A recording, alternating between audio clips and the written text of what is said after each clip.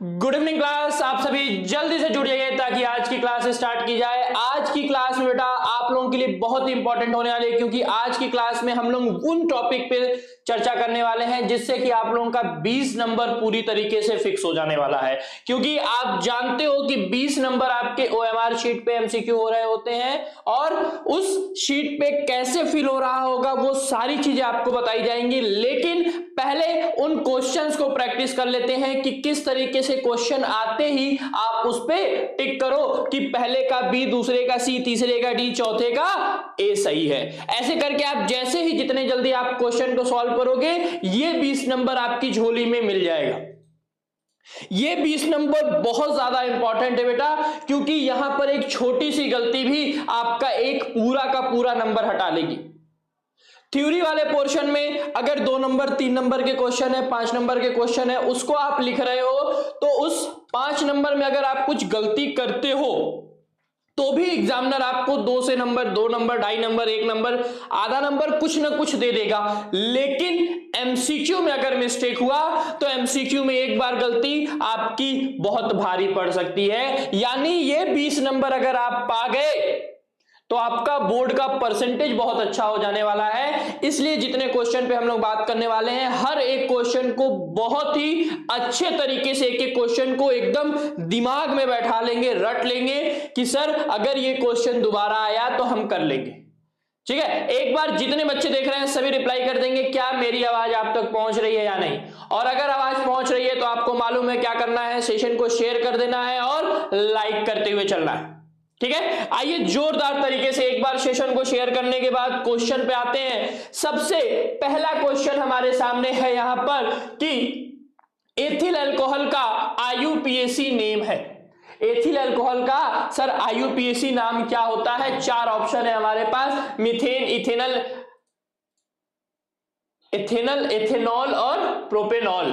ठीक है, तो अब पहली बात तो एथिल अल्कोहल कहते किसे हैं वो आपको जैसे ही पता रहेगा कि सर एथिल अल्कोहल हम लोग किसको कहते हैं, CH3CH2OH को कहते हैं। और एथिल अल्कोहल का आईयूपीएसी नेम क्या हो जाता है सर? 2 कार्बन है तो 2 कार्बन के लिए हम लोग एक सिंगल बॉन्ड से है तो एल और अल्कोहल लग रहा है तो ऑल, यानी इथेनॉल। तो इथेनॉल वाला ऑप्शन पे आप लोगों को टिक कर देना है। यानी पहले का कौन सा सही होने वाला है बेटा? सी वाला। दूसरा कह रहा है निम्नलिखित में से असंतृप्त यौगिक है। निम्नलिखित में से असंतृप्त यौगिक है तो आप सभी जानते हो बेटा कि असंतृप्त में हम लोग 2 को रखते हैं, किसको किसको? एल्कीन को और एल्काइन को। किसको रखते हैं? एल्कीन को और एल्काइन को। सॉरी, एल्कीन का फॉर्मूला आप लोगों को याद होगा CnH2n और एल्काइन का फॉर्मूला होता है CnH2n-2। जहां पर n आप लोग जानते हो, जहां पर n बराबर क्या होता है? कार्बन की संख्या। जहां n बराबर क्या होता है? कार्बन की संख्या। तो यहां पर n कार्बन की संख्या के आधार पर कौन सा ऑप्शन सही है? तो यहां पर सर कौन सा असंतृप्त यौगिक है? देखो C2H6 तो नहीं है, CH4 भी नहीं है, C3H8 भी नहीं है, यानी यहां पर भी C वाला ऑप्शन C2H2, जिसको हम लोग कहते क्या है, नाम भी इसका क्लियर कर लीजिएगा, इथाइन। क्या कहते हैं? Ethyne, C2H2। ठीक है, आइए अगले क्वेश्चन की तरफ। अगले क्वेश्चन पे जाने से पहले एक बार मैं आपको बता दूं कि संजीवनी बैच जो कि 7 जनवरी से स्टार्ट हो चुका है, तो जो बच्चे अभी तक इस बैच से नहीं जुड़े हुए हैं वो जल्द से जल्द जुड़ जाए बेटा। फीस बहुत ही कम रखी गई है, मात्र 499 रुपए में आपको एग्जाम के अंतिम दिन तक तैयारी कराई जा रही होगी। तो इसलिए जो बच्चे अभी तक नहीं जुड़े हैं वो जल्द से इस बैच से जुड़ जाए। जुड़ने के लिए आपको करना क्या है? डाउनलोड करना है शुभम क्लासेस ऐप। कहां से डाउनलोड करना है ये मुझे बताने की जरूरत नहीं है, आपको जाना है प्ले स्टोर पे और प्ले स्टोर पे जाके शुभम क्लासेस ऐप डाउनलोड करेंगे और वो वाला डाउनलोड करेंगे जहां पर 1 लाख से ज्यादा डाउनलोड दिख रहा होगा। वहां से आप डाउनलोड करके पेमेंट करके बैच से जुड़ सकते हैं। अगर पेमेंट के रिगार्डिंग किसी भी तरीके की कोई समस्या आती है तो आप इस दिए गए नंबर पर भी कांटेक्ट करके बैच से जुड़ सकते हो बेटा। ठीक है, आइए अगले क्वेश्चन की तरफ चलते हैं और सेशन को जोरदार तरीके से शेयर करते हुए चलिएगा, क्योंकि क्वेश्चन का ऑप्शन के साथ साथ उस तरीके के कितने क्वेश्चन आएंगे हैं, कैसे आएंगे, क्या आएंगे, उसको किस तरीके से सॉल्व करना है, वो सारी चीजें मैं आपको एक्सप्लेन करते हुए चल रहा हूं। तो इसलिए इस बात पर एकदम पूरा फोकस करेंगे कि क्वेश्चन लिखने से पहले उसको समझो फिर लिखो। ठीक है, आइए अगला क्वेश्चन है हमारे पास, एसिटिक अम्ल में कितने अम्लीय जो कि विस्थापनीय हाइड्रोजन परमाणु हैं, एसिटिक अम्ल में कितने अम्लीय हाइड्रोजन परमाणु होते हैं। तो सबसे पहले एसिटिक अम्ल का फॉर्मूला, तो सर एसिटिक अम्ल का फॉर्मूला होता है CH3COOH, CH3COOH। अब किसमें अब देखो कुछ बच्चों को अगर फॉर्मूला याद है तो वो कंफ्यूज क्या हो जाएंगे कि कितने हाइड्रोजन बोल रखा है, तो 3 और 1 4 हाइड्रोजन कर दिए। नहीं, यहां पर बोल रहा है कि जो एसिटिक अम्ल है कितने अम्लीय जो कि विस्थापनीय हाइड्रोजन परमाणु है कितने विस्थापित होंगे। तो जब आप यहां पे इसको ब्रेक करोगे बेटा, जब आप इसका जलीय विलयन बनाओगे तो ये आपका टूटेगा किसमें, CH3COO माइनस में और H प्लस में। किसमें टूटेगा, CH3COO माइनस में और H प्लस में। तो कितने हाइड्रोजन विस्थापित हो रहे होते हैं, तो 1 हाइड्रोजन विस्थापित हो रहा होता है। यहां पर पहला वाला ऑप्शन सही। चलिए दूसरा कह रहा है प्रोपेन का आणविक सूत्र C3H8 है, इसमें 10 सहसंयोजक बंध है, 7 सहसंयोजक बंध है, 8 सहसंयोजक बंध है या 9 सहसंयोजक आबंध है। तो आइए बात करते हैं प्रोपेन की। तो प्रोपेन का आप जानते हो, प्रोपेन का मतलब 3 कार्बन, तो पहले प्रो बना लोगे, 3 कार्बन बना लिए। फिर एन है यानी सब सिंगल बॉन्ड से हैं, उसके बाद कार्बन की 4 बंद होते हैं तो कार्बन का 4 बंद बना लिया और इस पे हाइड्रोजन लगा लिया। हाइड्रोजन कितना है बेटा, 1 2 3 4 5 6 7 और 8, ये हो गया प्रोपेन। अब कितने इसमें सहसंयोजक बंध है तो गिन लो, 1 2 3 4 5 6 7 8 9 और 10, जितने हैं उनको काउंट कर लिया। कितने हैं सर, 10 हैं। यानी कौन सा ऑप्शन यहां पर सही होने वाला है, यहां पर सर पहला वाला ऑप्शन बिल्कुल सही है कि 10 सहसंयोजक आबंध हैं। कितने आबंध है बेटा, 10 सहसंयोजक आबंध है। ठीक है, स्क्रीनशॉट लेते हुए क्वेश्चन को नोट करते हुए और सेशन को शेयर करते हुए चलेंगे, साथ ही साथ लाइक करना तो बिल्कुल नहीं भूलेंगे। आइए अगला क्वेश्चन है, फॉर्मल्डिहाइड का IUPAC नेम है, फॉर्मल्डिहाइड का IUPAC नेम क्या होता है। तो बच्चों फॉर्मल्डिहाइड का फॉर्मूला होता है HCHO, फॉर्मल्डिहाइड का फॉर्मूला होता है HCHO और इसका IUPAC क्या होगा। तो एक कार्बन के लिए आप जानते हो मेथ और सिंगल बॉन्ड से एन और एल्डिहाइड होता है तो अल लगा रहे होते हैं, यानी नाम क्या हो जाएगा, मीथेनल। तो मीथेनल कहां रे बाबा, यहां पे। तो कौन सा ऑप्शन, मीथेनल यानी बी वाला ऑप्शन। अगला है एसिटल्डिहाइड का IUPAC नेम क्या होगा। फॉर्मल था यहां पर एसिटल्डिहाइड, तो एसिटल्डिहाइड का फॉर्मूला होता है बेटा CH3CHO, एसिटल्डिहाइड का फॉर्मूला होता है CH3CHO और कितने कार्बन, 2। तो 2 कार्बन के लिए आप जानते हो एथ, सिंगल बॉन्ड से है तो एन और एल्डिहाइड है तो अल, यानी एथेनल। नॉल मत कर दीजिएगा, एथेनॉल का मतलब एल्कोहल, ठीक है, तो एथेनॉल नहीं, कौन सा, एथेनल। क्लियर है, क्वेश्चन नोट करते हुए चलिएगा एकदम आराम से।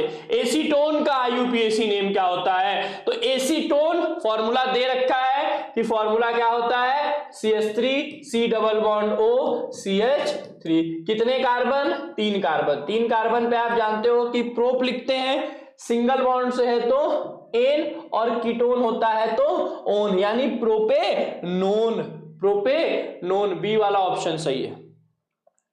C2H6 का IUPAC नेम होगा। तो C2H6 यानी क्या बोल रखा है, CH3 single bond CH3, 2 carbon एथ और सिंगल बॉन्ड है तो एन, एथेन। 2 कार्बन पे एथ, सिंगल बॉन्ड है तो एन। ठीक है, चलिए अगले क्वेश्चन की तरफ। निम्नलिखित में किस यौगिक में कीटोन समूह उपस्थित है? तो कीटोन समूह किसे कहते हैं बेटा? तो जहां पर कार्बन डबल बॉन्ड ऑक्सीजन हो और दोनों तरफ एल्किल समूह लगा हो, दोनों तरफ क्या लगा हो? एल्किल समूह लगा हो, तो उसे हम कीटोन कहते हैं। तो किसमें है? तो बिना देखे आप समझ रहे हो कि सर इसमें डी वाला ऑप्शन हमारा सही है। ठीक है, यहां पे एल्डिहाइड है, यहां पर एल्डिहाइड है, ये कार्बोक्सिलिक है, ये कौन सा है? कीटोन। चलिए अगला क्वेश्चन हमारे सामने, निम्नलिखित में से किस यौगिक में अल्कोहलिक समूह उपस्थित है? तो अल्कोहलिक आप जानते हो OH को कहते हैं, तो ये दिख रहा है हमको, सीधे इस पे टिक मार देंगे, CH3CH2OH। ठीक है, प्रोपेनल, प्रोपेनल में क्रियात्मक समूह है। तो अभी आप लोगों को थोड़ी देर पहले बताया कि प्रोपेनल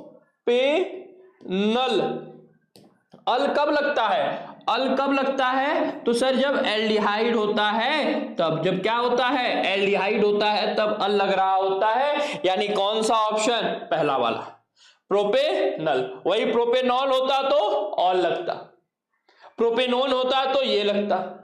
क्लियर है? चलो स्क्रीनशॉट लेते हुए एकदम आराम से चलेंगे आप लोग। अगला क्वेश्चन है, एसिटिक अम्ल का IUPAC नेम। एसिटिक अम्ल, अब एसिटिक अम्ल का फॉर्मूला क्या होता है? CH3COOH। IUPAC क्या हो जाएगा? 2 कार्बन है तो 8 सिंगल बॉन्ड है एन, ओइक acid, ethanoic acid. Ethanoic acid, ये ऐसे ब्रैकेट होगा ना बेटा, यहां कंफ्यूज मत होइएगा। इथेनोइक एसिड कहीं दिख रहा है? यस सर, पहला, दूसरा वाला एथेनोइक एसिड। फॉर्मल्डिहाइड का IUPAC नेम, अभी थोड़ी देर पहले क्वेश्चन रिपीट हो गया, कोई दिक्कत नहीं, मेथेनल। फॉर्मल्डिहाइड का IUPAC नेम मेथेनल। चलिए अगला क्वेश्चन, एसिटल्डिहाइड का IUPAC नेम। एसिटल्डिहाइड का फॉर्मूला CH3CHO, तो नाम क्या हो जाएगा? इथेनल। 2 कार्बन, 8 सिंगल बॉन्ड से एन, और एल्डिहाइड है तो अल। निम्नलिखित में एल्कीन है, निम्नलिखित में एल्कीन है, कौन सा एल्कीन है? तो आप जानते हो क्या कि सर आपने बता रखा नहीं है, लेकिन अभी बता देंगे। आपने बता रखा है कि एल्कीन क्या होता है? जहां पर कार्बन और कार्बन के बीच में डबल बॉन्ड होता है। सर जब कार्बन और कार्बन के बीच में डबल बॉन्ड होता है तो उसे हम एल्कीन कहते हैं। तो देखो कौन से यौगिक में कार्बन और कार्बन के बीच में डबल बॉन्ड दिख रहा है? सर इस वाले में दिख रहा है। किस वाले में दिख रहा है? बी वाले में दिख रहा है, और यही हमारा सही ऑप्शन है। ठीक है, बाकी ए, बी, सी और डी, ये जो तीनों हैं, इन तीनों के याद रखिएगा, सॉरी चारों के, इन चारों के IUPAC नाम को, किस चीज को?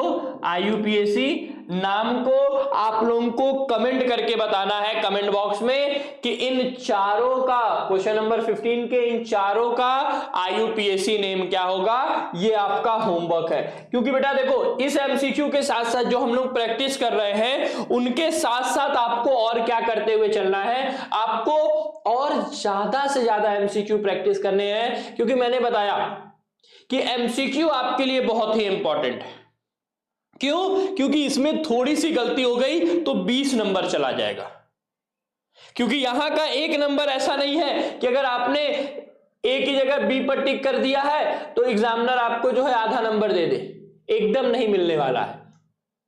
तो यहां सही करने के लिए आप जितना ज्यादा से ज्यादा नंबर ऑफ क्वेश्चन MCQ का प्रैक्टिस करेंगे वो आपके लिए प्लस पॉइंट होगा। इसलिए जितने क्वेश्चन आपको बताए जा रहे हैं वो सारे क्वेश्चन आप लोग बेटा एकदम दिमाग में बैठा लो, उसको एक जगह अलग से एक कॉपी बना लो छोटी सी MCQ की, जिसमें आप खाली और खाली MCQ लिख लो। जो 10-15 वाली पतली वाली कॉपी आती है ना, जिसमें एटलीस्ट कम से कम 40-50 20-25 पेज भी हो तो चलेगा, उसमें आप हर चैप्टर का, मतलब सॉरी हर चैप्टर नहीं, हर सब्जेक्ट का, जैसे साइंस का एक बना लिया, फिजिक्स मैथ का एक बना लिया, बायो का एक, उसके बाद आपने हिंदी बना लिया, इंग्लिश बना लिया, इस तरीके से अगर आप सारे सब्जेक्ट का एक बना लोगे ना, अब साइंस में फिजिक्स केमिस्ट्री बायो अलग बनाने की जरूरत नहीं है, एक साइंस का बनाओ जिसमें आपके तीनों आ जाए, और उसमें एटलीस्ट आप जितने क्वेश्चन आपको कराए जा रहे हैं वो सारे क्वेश्चन आप वहां पर नोट करो। साथ ही साथ आपके पास बुक है, उस बुक में भी जितने क्वेश्चन दे रखे हैं उनको भी एक बार पहले कॉपी में नोट करो और फिर उन पे प्रैक्टिस करो, क्योंकि जैसे ही आप प्रैक्टिस करोगे आपके लिए प्लस पॉइंट होता हुआ चलेगा। आइए अगले क्वेश्चन पे चलते हैं। एंटी मनी है, एंटी मनी क्या है भाई, कौन बता रहा है जल्दी से एक बार कमेंट करिए। एंटी मनी क्या है? आपके पास चार ऑप्शन है, धातु है, अधातु है, उपधातु है या मिश्र धातु है। तो एंटी मनी क्या है सर? एंटी मनी तो उपधातु होता है। एंटी मनी क्या होता है? उपधातु होता है। आइए, निम्नलिखित में से कौन सी धातु, निम्नलिखित में से कौन सी धातु ठंडे जल के साथ, ठंडे जल में अभिक्रिया करके हाइड्रोजन गैस देती है? कौन सी धातु हाइड्रोजन गैस देगी? तो दिमाग में बैठा लीजिएगा, इसमें से पोटेशियम जो है वो आपका हाइड्रोजन गैस दे रहा होगा। किसके साथ? ठंडे जल के साथ। पोटेशियम ठंडे जल के साथ हाइड्रोजन गैस दे रहा होता है। चलिए अगला, कोई धातु ऑक्सीजन के साथ अभिक्रिया कर, कोई धातु ऑक्सीजन के साथ अभिक्रिया कर उच्च गलनांक वाला यौगिक निर्मित करती है, उच्च गलनांक वाला यौगिक निर्मित करती है। यह यौगिक जल में है विलेय, यह यौगिक जल में क्या है? विलेय है। तो यह तत्व क्या हो सकता है? यह तत्व क्या हो सकता है? कैल्शियम हो सकता है, कार्बन हो सकता है, सिलिकॉन हो सकता है या लोहा हो सकता है। लोहा क्या हो सकता है? लोहा हो सकता है ना। लोहा तो जल में घुल जाता है और घुल के पाउडर जैसा हो जाता है, फिर एकदम उसका शेक बन जाता है और उसको हम लोग पी लेते हैं। ठीक है, तो जल में विलेय कौन सा है? तो आप लोग जानते हो बेटा, कौन सा? कैल्शियम, क्योंकि कैल्शियम की दवाई भी आती है जो कि हम लोग खाते हैं, और जो हमारी बॉडी में दवा जब आप खाओगे तो वो बॉडी में जाएगा और पूरी तरीके से टूट जा रहा होता है। याद रखेंगे कौन सा? कैल्शियम। बाकी कार्बन, सिलिकॉन और लोहा, इन तीनों में से कोई भी जल में विलेय नहीं। ठीक है, अच्छा अगला है, खाद्य पदार्थ के डिब्बे पर जिंक के बजाय टिन का लेप होता है। क्यों होता है वो बताना है। पहला, टिन की अपेक्षा जिंक महंगा है, टिन की अपेक्षा जिंक का गलनांक अधिक है, टिन की अपेक्षा जिंक अधिक अभिक्रियाशील है, टिन की अपेक्षा जिंक कम अभिक्रियाशील है। क्या कारण है कि जो खाद्य पदार्थ के डब्बे होते हैं उसमें हम लोग जिंक की जगह टिन का प्रयोग करते हैं? क्या टिन की अपेक्षा जिंक महंगा होता है? क्या टिन की अपेक्षा जिंक का गलनांक अधिक होता है? क्या टिन की अपेक्षा जिंक अधिक अभिक्रियाशील है, या टिन की अपेक्षा जिंक कम क्रियाशील है? तो कौन सा ऑप्शन? तो जिंक जो है टिन की अपेक्षा अधिक क्रियाशील होने के कारण ये जो है आपका डिब्बों पर टिन का कोटिंग होती है, ना कि जिंक की। क्लियर है? आइए चलिए अगला क्वेश्चन, निम्न में से कौन सी धातु अम्ल से हाइड्रोजन विस्थापित नहीं करती है? निम्नलिखित में से कौन सी धातु अम्ल में से हाइड्रोजन को विस्थापित नहीं करेगी? तो याद रखिएगा, जो धातु श्रेणी की जो क्रम लिखा हुआ है आप लोगों ने, उसमें जो हाइड्रोजन से नीचे होगा वो नहीं करेगा। तो कौन नहीं करता है? ऑप्शन में दे रखा है आयरन, जिंक, कॉपर और मैग्नीशियम। तो सर कौन सी धातु? तो कॉपर धातु जो है वो हाइड्रोजन को विस्थापित नहीं कर रही होती। ठीक है, अगला, निम्नलिखित में से कौन सी धातु अम्ल में से हाइड्रोजन विस्थापित करती है? कौन सी करती है? तो मैग्नीशियम या जिंक, इन दोनों में से कोई भी रहेगा तो करेगा। बाकी कॉपर, प्लेटिनम और मरकरी, ये तीन जो है वो हाइड्रोजन को विस्थापित नहीं कर रहे होते हैं। बात एकदम दिमाग में समझ में आ रही होगी। यहां से हमको दो चीजें, इस क्वेश्चन से हमको दो चीजें समझनी है कि कौन सी दो चीजें समझनी है। समझिएगा कि आयरन विस्थापित करता है, जिंक विस्थापित करता है, मैग्नीशियम विस्थापित करता है, प्लैटिनम विस्थापित नहीं करता है, मरकरी विस्थापित नहीं करता है और कॉपर विस्थापित नहीं करता है। यहां से 6 पॉइंट हमारे बन रहे हैं। इन 6 पॉइंट में से कोई भी ऑप्शन अगर आए तो आप उस पर टिक करोगे और सही आंसर लेके आओगे। कौन कौन विस्थापित नहीं करता है? तो प्लेटिनम, मरकरी और कॉपर, ये दिख गया। अच्छा, कौन कौन कर सकता है? तो सर आयरन भी कर सकता है, जिंक भी कर सकता है और मैग्नीशियम भी कर सकता है। बात समझ में आ रही है कि नहीं? एक बार कमेंट करके बताइए जल्दी से, बात समझ में आ रही है, हाँ या ना?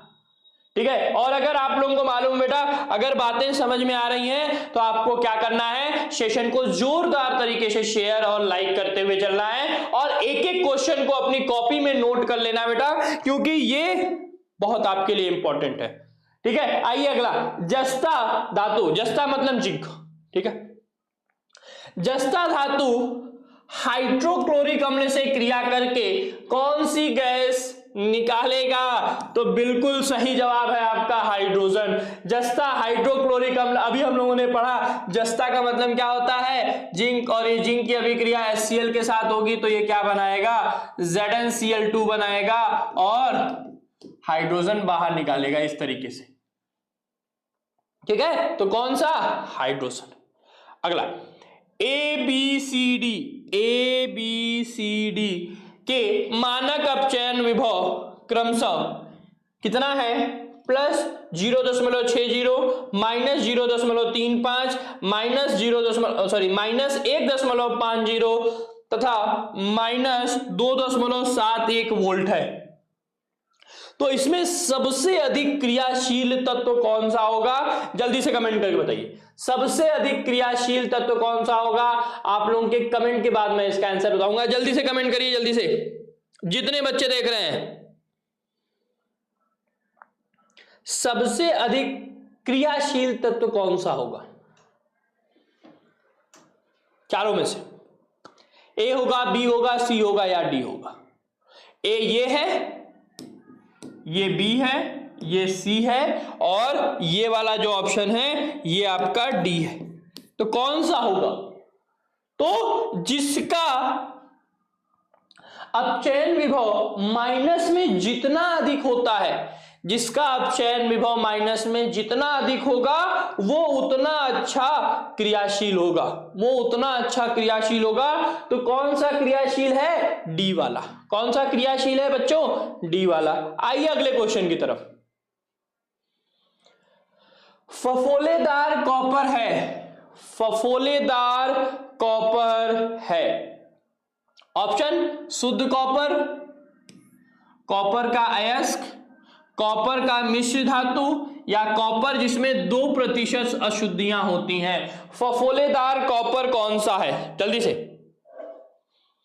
तो फफोलेदार कॉपर कौन सा है? तो वो कॉपर जिसमें 2% अशुद्धियां होती हैं उसको हम लोग फफोलेदार कॉपर कहते हैं। क्या कहते हैं? फफोलेदार कॉपर कहते हैं। याद रखिएगा इस चीज को। ठीक है, अगला, मैट में, किसमें बेटा? मैट में मुख्यतः होता है, मैट में मुख्यतः क्या होता है? Iron sulphide, copper sulphide, Cu2s तथा FeS, Cu2s और Fe2S3।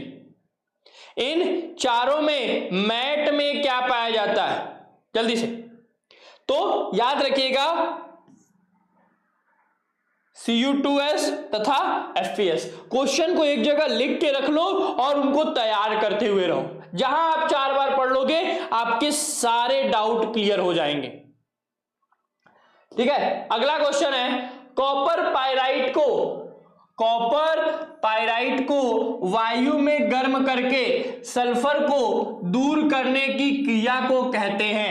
कॉपर पाइराइट को वायु में गर्म करके सल्फर को दूर करने की क्रिया को क्या कहते हैं? निस्थापन कहते हैं, भर्जन कहते हैं, प्रगलन कहते हैं या बेसमीकरण कहते हैं? जल्दी से रिप्लाई करो, क्या कहते हैं बेटा?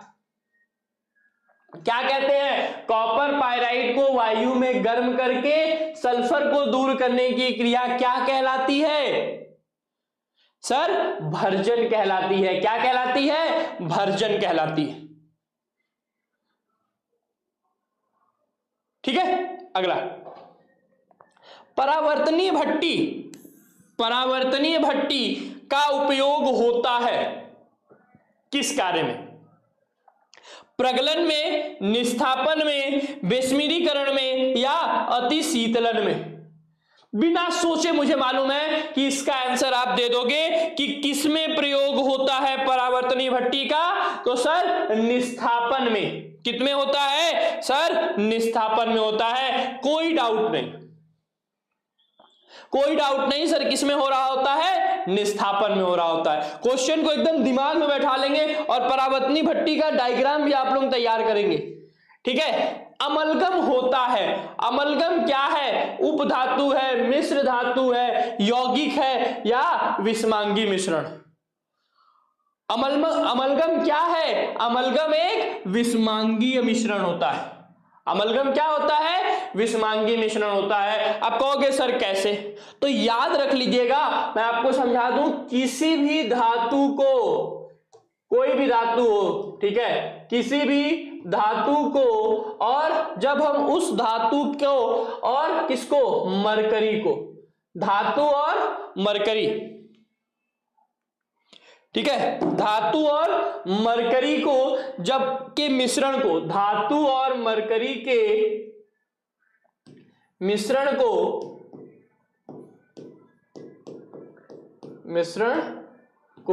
हम क्या कहते हैं? अमलगम कहते हैं। अब अमलगम में जैसे धातु में हमने ले लिया सोडियम और मरकरी, तो ये सोडियम अमलगम हो जाएगा, और हमने ले लिया पोटेशियम और मरकरी, तो ये पोटेशियम अमलगम हो जाएगा। हमने ले लिया जिंक और मरकरी, तो ये जिंक अमलगम हो जाएगा। तो धातु और मरकरी के मिश्रण को हम लोग क्या कहते हैं? अमलगम कहते हैं, ठीक है। तो ये क्या है? एक विषमांगीय मिश्रण है। क्लियर है? कोई डाउट? चलिए, निम्नलिखित युग्मों में से कौन सा युग्म प्रतिस्थापन अभिक्रिया देता है? निम्नलिखित युग्मों में से कौन सा युग्म प्रतिस्थापन अभिक्रिया देता है? सोडियम क्लोराइड का विलयन और कॉपर धातु, मैग्नीशियम क्लोराइड का विलयन और एल्यूमिनियम धातु, फेरस सल्फेट विलयन एवं सिल्वर धातु, सिल्वर नाइट्रेट विलयन एवं कॉपर धातु। तो कौन सा दे रहा होता है बेटा? तो याद रखेंगे चौथा वाला ऑप्शन, सिल्वर नाइट्रेट विलयन और कॉपर धातु। यानी सिल्वर नाइट्रेट का विलयन अगर आप ले लो AgNO3 और इसकी अभिक्रिया कॉपर से करा दो, AgNO3 की अभिक्रिया किसके साथ करा दो? कॉपर के साथ करा दो, तो ये CuNO3 का whole twice plus Ag plus बनाता है। क्या बनाता है? 2 मोल Ag प्लस का संतुलित कर लोगे, 2 मोल यहां लगा लेना, ठीक है। तो प्रतिस्थापन अभिक्रिया कौन दिखा रहा होता है? तो सिल्वर नाइट्रेट का विलयन और कॉपर धातु। कॉपर सिल्वर नाइट्रेट के विलयन में से सिल्वर को विस्थापित कर देता है। क्यों? क्योंकि कॉपर जो है वो सिल्वर से ऊपर है। क्यों? क्योंकि कॉपर जो है उस श्रेणी में सिल्वर से ऊपर है, और हम जानते हैं ऊपर वाले नीचे वाले को विस्थापित कर देंगे। तो ऊपर वाला नीचे वाले को विस्थापित कर देगा, बाकी और किसी में ये काम नहीं होगा। जैसे सोडियम क्लोराइड लिया और कॉपर लिया तो नो रिएक्शन, नो रिएक्शन। क्यों? क्योंकि कॉपर जो है वो सोडियम से नीचे होता है, तो नीचे वाला ऊपर वाले को विस्थापित नहीं करेगा। क्यों? क्योंकि कॉपर की क्रियाशीलता सोडियम से कम है। जिसकी क्रियाशीलता ज्यादा होगी वो विस्थापित कर रहा होगा। बात समझ में आई? एकदम दिमाग में इस बात को आप बैठा लीजिए कि जिसकी भी क्रियाशीलता ज्यादा होती है वो विस्थापित करता है। इसके लिए आपको श्रेणी बहुत अच्छे तरीके से याद होनी चाहिए, क्योंकि श्रेणी याद रहेगी तभी आप समझ पाओगे कौन ऊपर है, कौन नीचे है, कौन उसके नीचे है। तो जो जिसके ऊपर होगा वो अपने नीचे वाले को वहां से विस्थापित कर देगा। स्क्रीनशॉट लेते हुए अगले क्वेश्चन की तरफ चलते हैं। स्क्रीनशॉट ले लीजिए, फिर अगले क्वेश्चन की तरफ। शुद्ध वायु है, शुद्ध वायु क्या है भाई? एक समांगीय मिश्रण है, धातुओं का मिश्रण है, यौगिकों का मिश्रण है, या उपयुक्त में से कोई नहीं। शुद्ध वायु क्या है? समांगीय मिश्रण है। कैसे समांगीय मिश्रण है? क्योंकि आप जानते हो शुद्ध वायु में ढेर सारे गैसेस हैं। क्या है, ढेर सारे गैसेस उपस्थित हैं और गैसों के कॉम्बिनेशन को गैस गैस मिलता है तो समांगी, गैस गैस मिलेगा तो क्या, समांगीय मिश्रण बन रहा होगा। बात को एकदम दिमाग में बैठा लीजिएगा। अच्छा, प्लास्टर ऑफ पेरिस में, प्लास्टर ऑफ पेरिस में कितने अणु क्रिस्टलन जल के होते हैं? जल्दी से रिप्लाई करिएगा। प्लास्टर ऑफ पेरिस में कितने अणु क्रिस्टलन जल के होते हैं? आधा, 2, 3 या 4? जल्दी से, कितने होते हैं? आधा, 2, 3 या 4? जितने बच्चे देख रहे हैं जल्दी से एक बार रिप्लाई करो। कितने होते हैं बेटा? आधा, 2, 3 या 4?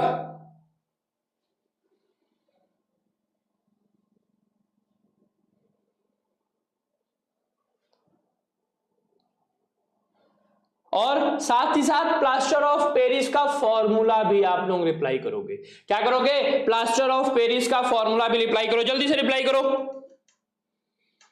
जल्दी से।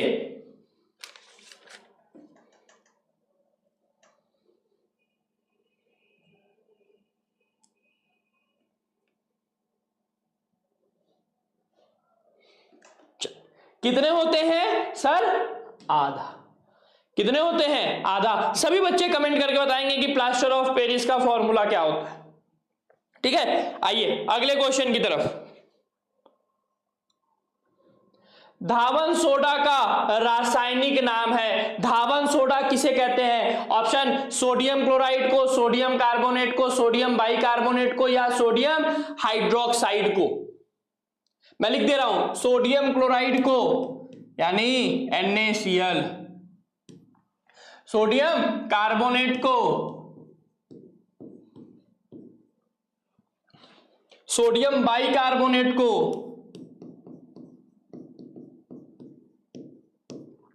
या फिर सोडियम हाइड्रोक्साइड को, NaOH। किसे कहते हैं धावन सोडा?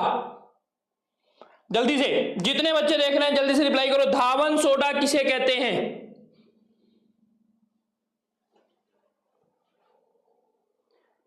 सोडियम कार्बोनेट को। किसे कहते हैं? सोडियम कार्बोनेट को। मीठा सोडा या खाने वाला सोडा किसे कहते हैं? फिर से वही देखो, सेम वही ऑप्शन है, यहां पर दे रखा है, बस यहां पर नाम दिया था, यहां पर उसका फॉर्मूला दे रखा है। तो खाने वाला सोडा तो सिंपल सी बात है सर, सोडियम कार्बोनेट तो हो ही नहीं सकता। क्यों नहीं हो सकता? क्योंकि वो तो धावन सोडा है, धोने वाला यानी निरमा, तो उसको तो हम खाते नहीं है। तो कौन सा होगा option? Sodium chloride, sodium hydroxide या सोडियम सोडियम बाइकार्बोनेट, कौन सा होगा? जल्दी से रिप्लाई करो। बिल्कुल सही। कौन सा सर? Sodium bicarbonate. कौन सा होगा? सोडियम बाइकार्बोनेट यानी NaHCO3। इसको खाया जाता है या मीठा सोडा कहते हैं, और ये हमारा जो होता है ये धावन सोडा होता है। अगला, 1 विलियन में हाइड्रोजन आयनों की सांद्रता 10 के घाते -9m है। सांद्रता कितनी है? 10 के घाते -9m है। तो इस विलियन का pH मान होगा, इस विलियन का pH मान कितना होगा? जल्दी से रिप्लाई करो, कितना होगा pH मान?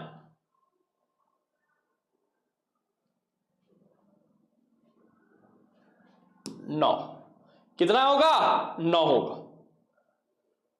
ठीक, चलिए, जो पावर होता है, जो घात होता है, वही उसका pH मान होता है। आइए अगला, पेयजल को जीवाणु रहित करने में प्रयोग किया जाता है। यानी जो पेयजल है, पीने वाला जल है, उसमें हम लोग किसका प्रयोग करते हैं? CaOCl2 का, फिटकरी का, धावन सोडा का या बेकिंग सोडा का? किसका प्रयोग करते हैं? जल्दी से, पेयजल में CaOCl2, फिटकरी, बेकिंग सोडा या धावन सोडा? क्या आप लोग धावन सोडा डाल के यानी निरमा डाल के पानी पीते हो? नहीं ना। तो सर धावन सोडा तो नहीं होना है, धावन सोडा नहीं होना है। तो क्या होगा? फिटकरी? नहीं, धावन सोडा फिटकरी नहीं, बेकिंग सोडा भी नहीं, किसका प्रयोग करते हैं? ब्लीचिंग पाउडर का। किसका प्रयोग करते हैं? Bleaching powder. देखो यहां नाम नहीं लिखा है, लेकिन आप लोग दिमाग में बैठा लीजिएगा कि ब्लीचिंग पाउडर का फॉर्मूला क्या होता है? CaOCl2। तो ब्लीचिंग पाउडर का प्रयोग करते हैं हम लोग किस चीज में? पानी पीने में, मतलब पानी को पीने से पहले उसमें डाल देते हैं जिससे वो थोड़ा सा और प्यूरिफाई हो जाता है, तो CaOCl2 का प्रयोग कर रहे होते हैं। आइए नाम भी लिख लीजिएगा उसका कि उसको ब्लीचिंग पाउडर कहते हैं। धावन सोडा का रासायनिक सूत्र है, बताना ही नहीं है हमको, आप सबको मालूम है कि धावन सोडा का रासायनिक सूत्र क्या होगा सर? Na2CO3 ना? क्या होगा? Na2CO3। जल्दी से, बहुत बढ़िया। चलिए, निम्नलिखित में से अम्लीय लवण कौन सा है? कौन सा लवण अम्लीय है? NaCl, Na2SO4, KCl या NaHSO4? ये 4 यहां पर होगा, परेशान नहीं होना ना, लिख दे रहा हूं मैं SO4।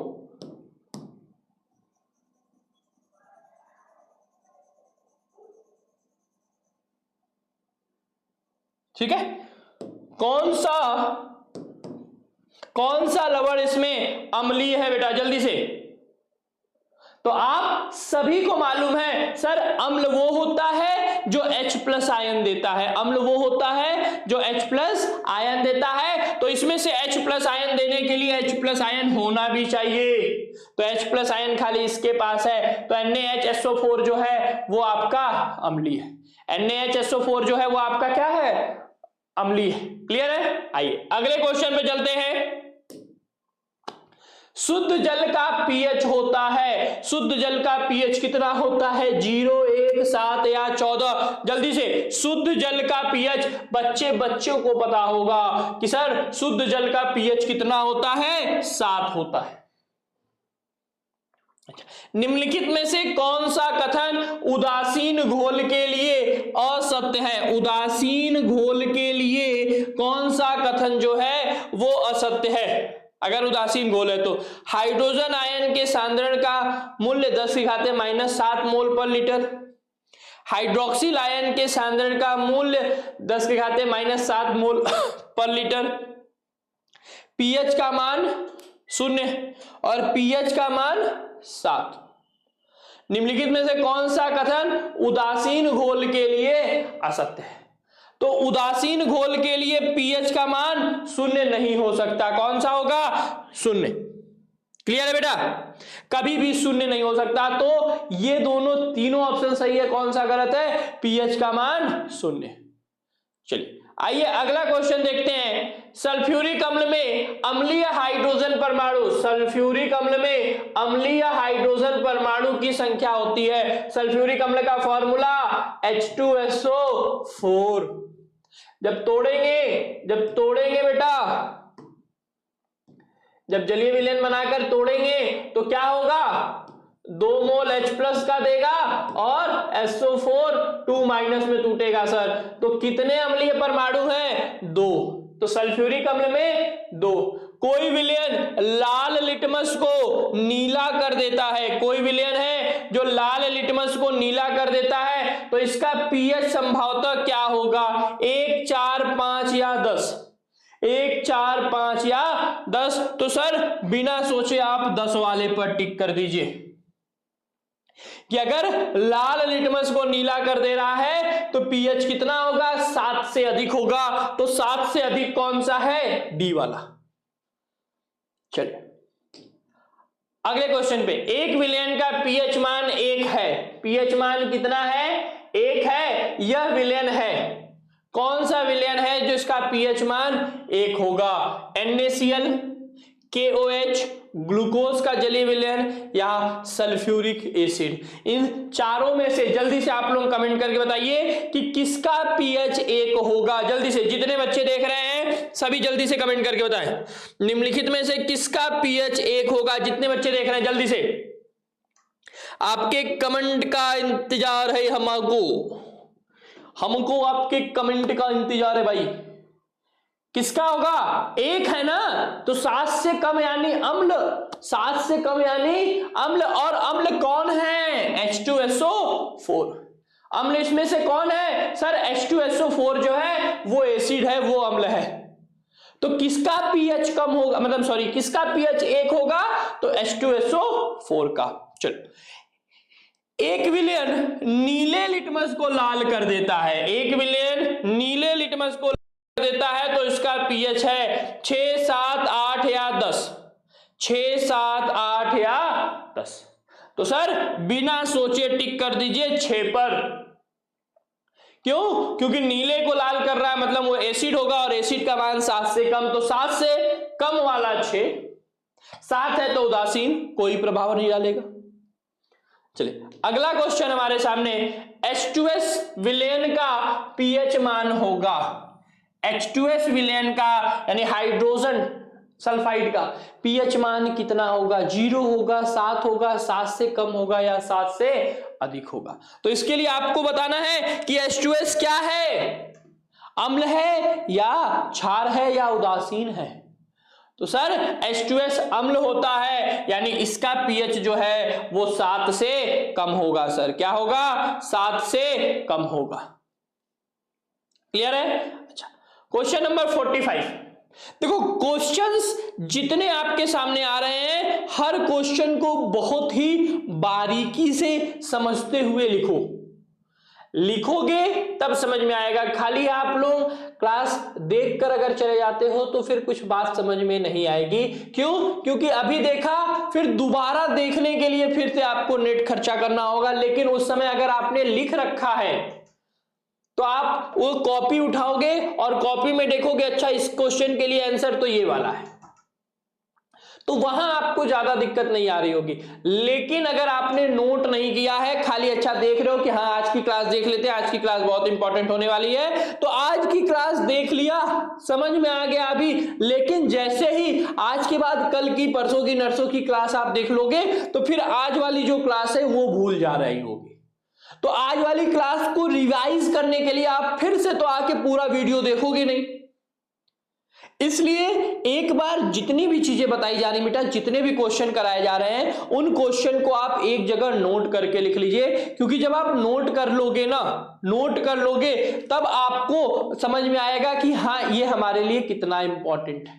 ठीक है बेटा, तो आइए अगले क्वेश्चन की तरफ चलते हैं। अगला क्वेश्चन है, 1 विलयन में हाइड्रोक्साइड आयन का सांद्रण 10⁻12 मोल प्रति लीटर है, तो इस विलयन का पीएच मान होगा कितना? होगा पीएच मान बेटा 10⁻12 है, तो टोटल 14 होता है, तो कितना होगा? 2 होगा। कितना होगा?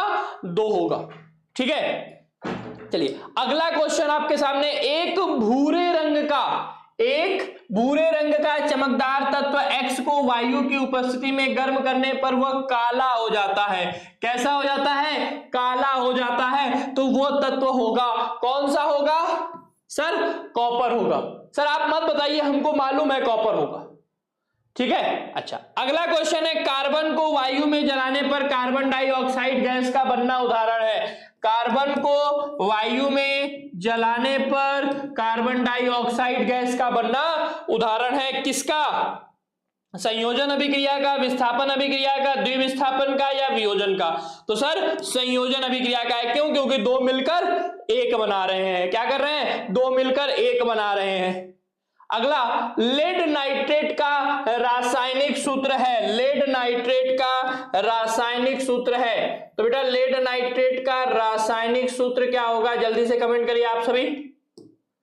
लेड नाइट्रेट का रासायनिक सूत्र है, यहां पर लिखा हुआ है PbNO3। तो लेड नाइट्रेट का रासायनिक सूत्र है कौन सा? सर PbNO3 होता है। कैसे पता चलेगा?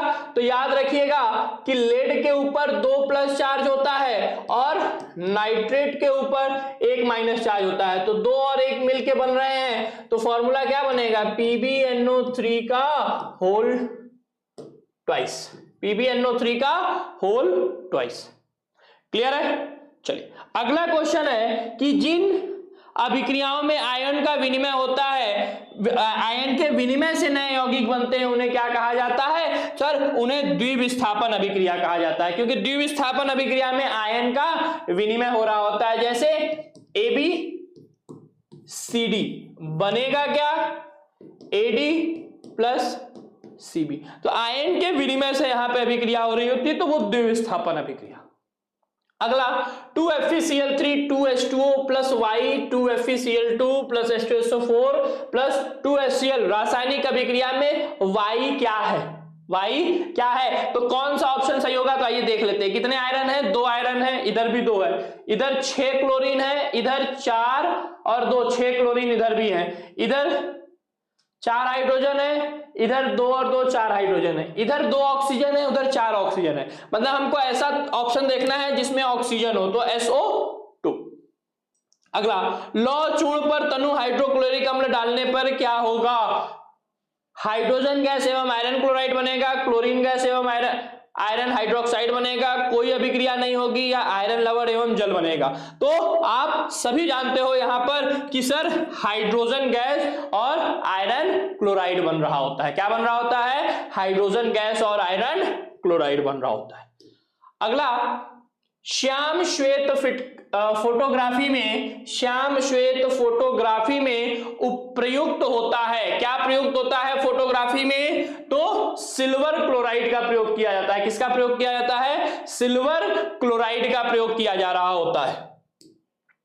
अगला क्वेश्चन है, दी गई रासायनिक समीकरण में किस प्रकार की अभिक्रिया हो रही है? BaCl2 H2SO4 के साथ अभिक्रिया करके BaSO4 और HCl बना रहा है। अंतर देखो, जलीय जलीय ठोस और जलीय। तो ठोस का मतलब है कि ये अवक्षेप के रूप में नीचे एकत्रित हो जा रहा है। क्या हो रहा है? अवक्षेप के रूप में नीचे एकत्रित हो जा रहा है, यानी ये क्या होगा? तो अवक्षेपण अभिक्रिया होगा। कौन सी अभिक्रिया होगी? अवक्षेपण अभिक्रिया होगी। यहां पर अवक्षेप का निर्माण हो रहा है। किसका निर्माण हो रहा है? अवक्षेप का। अगला क्वेश्चन है, Fe2O3 plus 2Al plus Al2O3 2Fe3 अभिक्रिया किस प्रकार की है? तो एल्यूमिनियम आयरन को विस्थापित कर दे रहा है, सर ये विस्थापन अभिक्रिया है। एल्यूमिनियम आयरन को विस्थापित कर दे रहा है, सर ये कौन सी अभिक्रिया है? विस्थापन अभिक्रिया है। अगला, नीचे दी गई अभिक्रियाओं के संबंध में कौन सा कथन असत्य है? कौन सा कथन असत्य है? Lead oxide plus carbon, lead और कार्बन डाइऑक्साइड बना रहा है, सीसा अपचयित हो रहा है, कार्बन डाइऑक्साइड उपचयित हो रहा है, कार्बन अपचयित हो रहा है, लेड ऑक्साइड उपचयित हो रहा है। तो पहला और दूसरा, पहला और दूसरे वाले ऑप्शन पे हम टिक करेंगे। ठीक है, सीसा अपचयित हो रहा है और कार्बन डाइऑक्साइड उपचयित हो रहा है, ये वाला ऑप्शन यहां पर गलत है। ठीक, अगला देखो, ताम्र ग्लांस का रासायनिक सूत्र, ताम्र ग्लांस का रासायनिक सूत्र क्या होता है? 4 ऑप्शन है आपके पास, Cu2S, Cu2O, CuFeS2, CuCO3, CuCO3। Question number 56, question number 56 आपके लिए होमवर्क है। इस क्वेश्चन का आंसर आप लोग अभी कमेंट करके बताओगे सभी बच्चे। ये क्वेश्चन आपके लिए होमवर्क है, ये आपको बताना है। ठीक है, क्वेश्चन नंबर 57, एथेन का आणविक सूत्र C2H6 है। एथेन का आणविक सूत्र C2H6 है। तो इसमें कितने, तो बना लो, कितने बंद होंगे भाई? तो पहले बंद बना ले, कितने बंद होंगे? तो 1 2 3 4 5 6 और 7। तो सर 7 सहसंयोजक बंद होंगे। कितने होंगे? 7 सहसंयोजक बंद होंगे। अगला क्वेश्चन, निम्नलिखित में एल्काइन है, निम्नलिखित में एल्काइन है 3 8 4 10 3 6 3 4, 3 4 वाला। क्यों? क्योंकि फॉर्मूला आप जानते हो CnH2n-2, तो C3H6 - 2 करेंगे तो 4, तो C3H4 वाला क्या है आपका? एल्काइन है। बताएं, अभी थोड़ी देर पहले आपको फॉर्मूला बताए थे यहां पे। अच्छा, प्रोपेनॉल है, प्रोपेनॉल है, इसमें से प्रोपेनॉल का कौन सा फॉर्मूला है? तो प्रोपेनॉल का मतलब हो गया बेटा CH3CH2CH2OH, CH3CH2CH2OH, यानी कितने हाइड्रोजन है? 3 2 5 2 7, तो 3 कार्बन और 7 हाइड्रोजन, 3 कार्बन और 7 हाइड्रोजन, यानी प्रोपेनॉल कौन है? C3H7OH। कौन है? C3H7OH। ठीक है, चलिए अगला क्वेश्चन हमारे सामने है, निम्नलिखित में से कौन सी एक दहन अभिक्रिया है? निम्नलिखित में से कौन सी एक दहन अभिक्रिया है? सोडियम हाइड्रोक्साइड एसिटिक एसिड के साथ, या मीथेन का क्लोरीन के साथ सूर्य के प्रकाश की उपस्थिति में, मीथेन का ऑक्सीजन के साथ अभिक्रिया करके कार्बन डाइऑक्साइड, जल और उष्मा एवं प्रकाश देना, या एल्कीन का आप चयन होके एल्केन में। तो कौन सा है? तो सी वाला ऑप्शन, मीथेन का ऑक्सीजन के साथ कार्बन डाइऑक्साइड और जल बनाना आपका क्या है? दहन अभिक्रिया है। क्लियर है? ये 60 क्वेश्चन आपके लिए बहुत ही इंपॉर्टेंट है। इन 60 क्वेश्चन को बेटा आप सभी बच्चे एक बार कॉपी में नोट करके उसको अच्छे तरीके से प्रैक्टिस करेंगे। एक बार एक जगह लिखा रहेगा, हर 3 दिन बाद 4 दिन बाद अगर आप उसको रिवाइज कर रहे हो तो वो क्वेश्चन आपका बहुत अच्छे तरीके से तैयार हो रहा होगा। ठीक है, और जो बच्चे अभी तक संजीवनी बैच से नहीं जुड़े हुए हैं, जो कि 7 जनवरी से एग्जाम तक के लिए आप लोगों को ये बैच है, जिसकी फीस बहुत कम रखी गई बेटा, मात्र 499 रुपए, वो भी एग्जाम के लास्ट दिन तक है। तो बहुत ही कम फीस है। इतनी कम फीस में ये सारी फैसिलिटी आपको नहीं मिलने वाली है कहीं और। तो जो बच्चे अभी तक नहीं जुड़े हैं वो जाएंगे प्ले स्टोर पे, डाउनलोड करेंगे शुभम क्लासेस ऐप, वही वाला करिएगा जहां पर 1 लाख से ज्यादा डाउनलोड दिख रहा होगा, और बैच से जुड़ जाएंगे। बैच से जुड़ने में पेमेंट के रिगार्डिंग अगर कोई भी समस्या आती है तो इस दिए गए ऑफिशियल नंबर पर आप कांटेक्ट करके बैच से पेमेंट करके जुड़ जाओगे, लेकिन जुड़ोगे जरूर। क्यों? क्योंकि ये आपके लिए बहुत इंपॉर्टेंट है। आपको एक जगह सारे कंटेंट मिल जाएंगे, सारी जरूरत की चीजें जो कि आपके बोर्ड एग्जाम में काम आने वाली है वो आपको एक जगह मिल रहा होगा। इसलिए सभी बच्चे बिना देर किए हुए बैच से जुड़ जाएं, और कौन से क्वेश्चन में क्या समस्या है, कौन सा क्वेश्चन नहीं समझ में आया है, वो आप कमेंट करके बताएंगे। अगली क्लास में उसको और अच्छे तरीके से मैं आपको एक्सप्लेन करके समझा दूंगा। ठीक है, तो आज के लिए इतना ही। Thank you.